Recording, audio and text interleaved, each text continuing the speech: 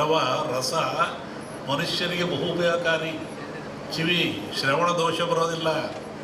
ಮತ್ತು ನರಗಳಿಗೆ ಮೆದುಳಿಗೆ ಹೋಗ್ತದೆ. ಅದು ಮೆದುಳಿಗೆ ಹೋದರೆ ಮೆದುಳು ಮೆಮರಿ ಕಮ್ಮಿ ಆಗೋದಿಲ್ಲ. ಕಣ್ಣುಗಳಿಗೆ ಬರ್ತದೆ ನರಗಳು, ಕಣ್ಣಿನ ದೋಷ ಬರೋದಿಲ್ಲ. ನಮ್ಮ ಹಿರಿಯರು ದಡ್ರಲ್ಲ, ಅವರು ಬುದ್ಧಿವಂತರು. ಪ್ರಕೃತಿಯಲ್ಲಿ ದೊರೆಯುವಂಥ ಪಕ್ಷಿಗಳನ್ನು, ಹೂಗಳನ್ನು, ಹಣ್ಣುಗಳನ್ನು ತಿಂದು ನೀವು ಬಾಳ್ರಪ್ಪ ಅಂದರು. ನಾವಿವತ್ತೇನಂತೀವಿ, ಟೀಕೆ ಮಾಡ್ತಾ ಇದ್ದೀವಿ. ಹೆಣ್ಣು ಮಗಳು ಹೂವನ್ನು ತುರುಗಿ ಮುಡಿತಾಳೆ. ಅಲ್ಲಿ ಬರುವಂಥ ಹೂವಿನ ವಾಸನೆ, ಆ ರಸ ಏನಾಗ್ತದೆ, ಪಶ್ಚಿಮ ಚಕ್ರ ಅಂತ ಆಗ್ತದೆ. ನಾಭಿಗಳಲ್ಲಿ ಬರ್ತದೆ, ಷಟ್ಚಕ್ರಗಳಲ್ಲಿ ಪಶ್ಚಿಮ ಚಕ್ರ ಇಲ್ಲಿರ್ತದೆ. ಆ ಚಕ್ರದ ಮೇಲೆ ಆ ರಸ ಪ್ರಭಾವ ಬೀರ್ತದೆ, ಆ ವಾಸನೆ ಪ್ರಭಾವ ಬೀರ್ತದೆ, ಶಾಂತಿ ಬರುತ್ತೆ. ಹಾಗೆಯೇ ಜೀವನದಲ್ಲಿ ನರನಾಡುಗಳು ಶುಭ್ರವಾಗ್ತವೆ, ಎಲ್ಲ ರೋಗಗಳು ದೂರವಾಗ್ತವೆ. ಇಲ್ಲಿಂದಲೇ ಮೆದುಳಿಗೆ ಬರೋದು, ಮೆದುಳಿಂದಲೇ ಕೆಲವು ರಕ್ತ ಹೋಗೋದು. ಆ ರಕ್ತ ಚಲನೆ ಇಲ್ಲಿ ಹೂವನ್ನು ಮುಡಿದಾಗ ಪ್ರಭಾವವನ್ನು ಕೊಡ್ತವೆ. ಅದಕ್ಕೆ ಹೆಣ್ಣು ಮಕ್ಕಳು ಹೂವನ್ನು ಮುಡಿಬೇಕು. ಇವತ್ತು ಹೂ ಮುಡಿಯೋರೇ ಇಲ್ಲ. ಹೂ ಮುಡಿಯೋದು ಫ್ಯಾಷನ್ ಅಂತ ಕಾಲ ಬಂದಿದೆ. ಹಾಗಾಗಿ ನಮ್ಮ ಹಿರಿಯರ ಕಲ್ಪನೆ, ಚಿಂತನೆ ಮನುಕುಲಕ್ಕೆ ಉದ್ಧಾರವಾಗ್ತಕ್ಕಂಥದ್ದೇ ಹೊರತು ಕೆಡದಾಗ್ತಕ್ಕಂಥದ್ದಲ್ಲ. ಅವೆಲ್ಲ ದೂರ ಆಗ್ತಾ ಇದೆ. ನಮಗೆಲ್ಲ ಒಳ್ಳೆ ಹಾಸ್ಪಿಟ್ಲ್ ಬೇಕು, 5 ಸ್ಟಾರ್ ಹಾಸ್ಪಿಟ್ಲ್ ಬೇಕು. ದುಡಿತೀರಾ ಭಾಳ ದುಡಿತೀರಾ, ಗಳಿಸ್ತೀರಾ, ಕೊನೆಗೆ ಎಲ್ಲಿ ಕೊಡ್ತೀರಾ? ಡಾಕ್ಟ್ರಿಗೆ ಕೊಡ್ತೀರಾ. ದುಡಿದದ್ದು ಯಾತಿಗೆ? ಹಗಲು ರಾತ್ರಿ ದುಡಿದ್ರಿ, ಭಾಳಷ್ಟು ದುಡಿದ್ರಿ, ಸಂಪಾದನೆ ಮಾಡಿರಿ, ಆಮೇಲೆ ಕೊನೆಗೆ ಡಾಕ್ಟ್ರಿಗೆ ಕಟ್ತೀರಾ. ಅದಕ್ಕೆ ದುಡಿಮೆಯನ್ನು ಯಾಕೆ ದುಡಿಬೇಕು, ಯಾಕೆ ಬದುಕಬೇಕು, ಈ ಪ್ರಕೃತಿ ಕೊಡ್ತಕ್ಕಂಥ ಗಿಡ ಮೂಲಿಕೆಗಳು ಉಪಯೋಗ ಮಾಡಿ ದೀರ್ಘಾಯುಷ್ಯವಾಗಿರಬೇಕು. ಇದು ಬಹಳ ಮುಖ್ಯವಾಗಿರ್ತಕ್ಕಂಥದ್ದು. ಅಶ್ವತ್ಥ ಮರ ಅಂತಾರೆ, ಅರಳಿ ಮರ ಸೊತ್ತು ಅಂತಾರೆ. ದೇವರು ಅಂತೀವಿ ನಾವು. ಯಾಕೆ ನೀವು ನಂಬಲಿ ಅಂತ. ದೇವರು ಇದಪ್ಪ, ನಾನು ಸುತ್ತೋರಿ ಮಕ್ಕಳಿಂದರಿ ಮಕ್ಕಳಾಗ್ತವೆ, ತಲೆ ಕೆಟ್ಟರಿಗೆ ಒಳ್ಳೆಯದಾಗ್ತದೆ, ಅಲ್ಲೇ ಕೂತ್ಕೊಂಡ್ರೆ ನಾಗನ ಕಟ್ಟೆ ಇದೆ, ಅದು ಒಂದು ಚಿಂತನೆ. ಆದರೆ ಅಶ್ವತ್ಥ ಮರ ಯಾಕೆ? ಅದು ದಿನದ 24 ಗಂಟೆಯಲ್ಲಿಯೂ ಸಹಿತ ಆಮ್ಲಜನಕವನ್ನು ಕೊಡ್ತದೆ. ಪಂಚತಾರಾ ವೃಕ್ಷಗಳು ಅಂತ.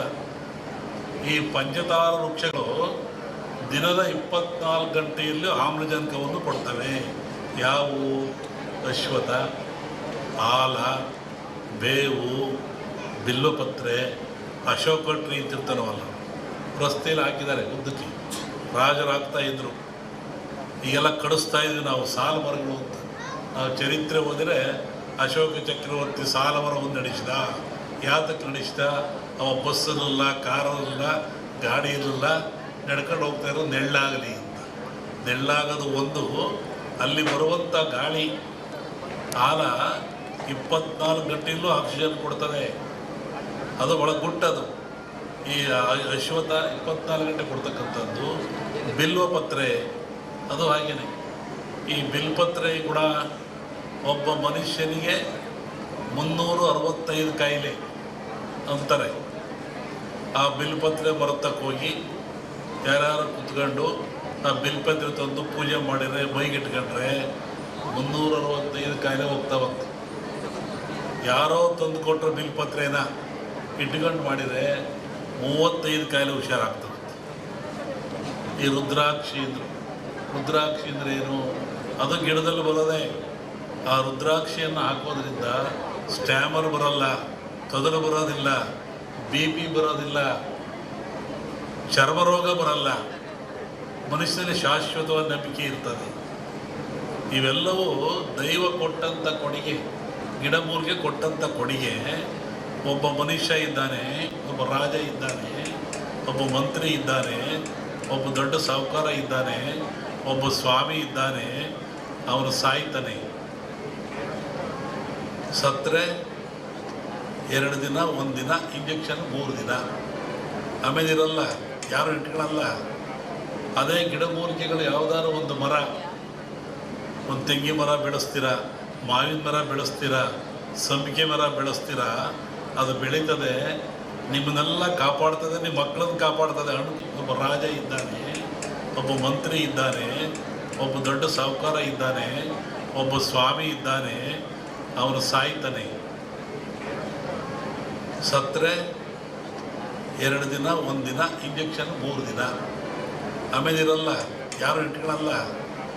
ಅದೇ ಗಿಡಮೂಲಿಕೆಗಳು ಯಾವುದಾದ್ರು ಒಂದು ಮರ, ಒಂದು ತೆಂಗಿನ ಮರ ಬೆಳೆಸ್ತೀರಾ, ಮಾವಿನ ಮರ ಬೆಳೆಸ್ತೀರಾ, ಸಂಪಿಗೆ ಮರ ಬೆಳೆಸ್ತೀರಾ, ಅದು ಬೆಳೀತದೆ, ನಿಮ್ಮನ್ನೆಲ್ಲ ಕಾಪಾಡ್ತದೆ, ನಿಮ್ಮ ಮಕ್ಕಳನ್ನು ಕಾಪಾಡ್ತದೆ, ಹಣ್ಣು ಕೊಡ್ತದೆ, ಫಲ ಕೊಡ್ತದೆ, ನೆರಳು ಕೊಡ್ತದೆ.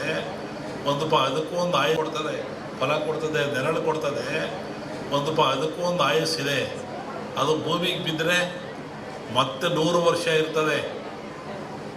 ಒಬ್ಬ ರಾಜ ಬದುಕಿದರೆ, ಒಬ್ಬ ಸ್ವಾಮಿ ಬದುಕಿದರೆ, ಒಬ್ಬ ಮನುಷ್ಯ ಬದುಕಿದ್ರೆ 3 ದಿನ ಇರಲ್ಲ.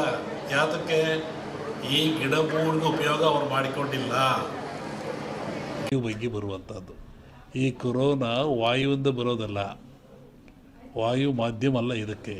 ಕೊರೋನಾ ತೂಕವಾಗಿರುತ್ತಿದ್ದು, ತೂಕವಾಗಿರೋದ್ರಿಂದ ಕೆಮ್ಮಿದರೆ, ಕೆಕ್ಕಿಸಿದರೆ, ಉಗಿದ್ರೆ ಕಫ ಬಂದು ಆ ಕಫ ನಮ್ಮಲ್ಲಿ ಬರ್ತದೆ, ವೈರಸ್ ಅಂತ. ಈಗ ನೆಕ್ಸ್ಟ್ ಇದು ಇನ್ನೊಂದು ಸ್ಟೆಪ್ ಏನೋ ವಾಯು ಗಾಳಿಯಿಂದ ಬರುವಂಥದ್ದು. ಅದು ಬಂದು ಮಾನಸಿಕ ವಾಸ್ತೆ ತರುವಂಥ ಕಾಯಿಲೆ ಇದೆ. ಅದ್ರ ಬಗ್ಗೆ ಇನ್ನೂ ಒಂದು 2-3 ತಿಂಗಳು ಕಳೀಬೇಕು ಅದರಲ್ಲಿ. ಅದು ಒಟ್ಟು ಮನುಷ್ಯ ಎಚ್ಚರವಾಗಿದ್ದು ಆರೋಗ್ಯ ಕಾಪಾಡ್ಕೊಂಡು ಸ್ವಚ್ಛತೆಯನ್ನು ಕಾಪಾಡ್ಕೋಬೇಕು ಮನುಷ್ಯ. ನೈರ್ಮಲ್ಯವನ್ನು ಕಾಪಾಡ್ಕೋಬೇಕು, ಅದು ಭಾಳ ಮುಖ್ಯವಾದ್ದು. ನಾವೇನು ಹೇಳೋಕ್ಕೋ ಅದ್ರ ಬಗ್ಗೆ ಅದು ಹಾಗೇನಿಲ್ಲ. ಮೊನ್ನೆ ಗ್ರಹಣಗಳು ಎಲ್ಲ ಬಂತಲ್ಲ, ಇದು ಭಾರತ ಕಂಡ ಜಗತ್ತಿನಾದ್ಯಂತ ಇದ್ರ ಭವಿಷ್ಯ ಅಂದರೆ ರಾಜಕೀಯ ವಿಪ್ಲವ ಅಂತದೆ.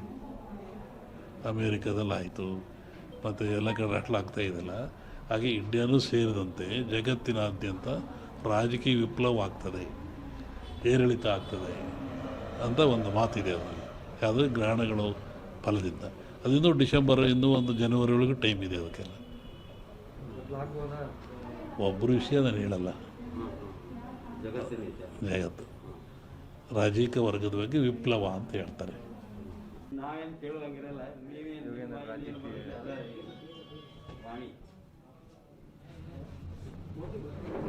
ಜಗತ್ತಿನಲ್ಲಿ ಅತ್ಯಂತ ಶ್ರೇಷ್ಠ ಜ್ಞಾನ ವಿವೇಕವುಳ್ಳದ್ದು ಯಾವುದು ಅಂದರೆ ಮನುಷ್ಯನಿಗೆ ಬುದ್ಧಿಶಿದೆ, ಜ್ಞಾನ ಇದೆ, ತಿಳುವಳಿಕೆ ಇದೆ ಅಂತ ಹೇಳ್ತಾರೆ. ಅಂಥ ಮನುಷ್ಯ ಆಗಾಗ ಅಜ್ಞಾನಕ್ಕೊಳಪಟ್ಟರೆ, ಅವಿವೇಕಕ್ಕೊಳಪಟ್ಟರೆ, ತನ್ನ ಆಚಾರ ವಿಚಾರಗಳನ್ನು ಕಳ್ಕೊಂಡ್ರೆ ಅಂತಹ ಮನುಷ್ಯ ಎಚ್ಚರಿಲಿಕ್ಕಾಗಿ ಜಗತ್ತಿನಲ್ಲಿ ಕಾಲದಿಂದ ಅನೇಕ ರೋಗಗಳು ಬರ್ತಾ ಇದ್ದಾವೆ, ಕಾಯಿಲೆಗಳು ಬರ್ತಾ ಇದ್ದಾವೆ. ಈ ಬರುವಂಥ ಕಾಯಿಲೆಗಳು ಮನುಷ್ಯನಿಗೆ ತಿಳುವಳಿಕೆ, ಜ್ಞಾನ, ವಿವೇಕ ಮೂಡಿಸ್ತಕ್ಕಂಥದ್ದು. ಹಾಗೆ ಈಗಲೂ ಬಂದಿರತಕ್ಕಂಥದ್ದು ಕೊರೋನಾ ಅಂತೇಳಿ. ಈ ಕೊರೋನಾ ಎನ್ನತಕ್ಕಂಥ ಕಾಯಿಲೆ ಇದೇನು ಹೊಸ್ತೇನಲ್ಲ, ಇದು ಹಳೆಯ ಕಾಯಿಲೆ. ಹಿಂದಿನ ಕಾಲದಿಂದಲೂ ಜನರಲ್ಲಿ ಗಂಟ್ಲು ಬೇನೆ, ಗಂಟಲು ರೋಗ ಅಂತ ಕರಿತಾಯಿದ್ರು. ಅದು ಬಂದದ್ದು 2 ದಿನಕ್ಕೆ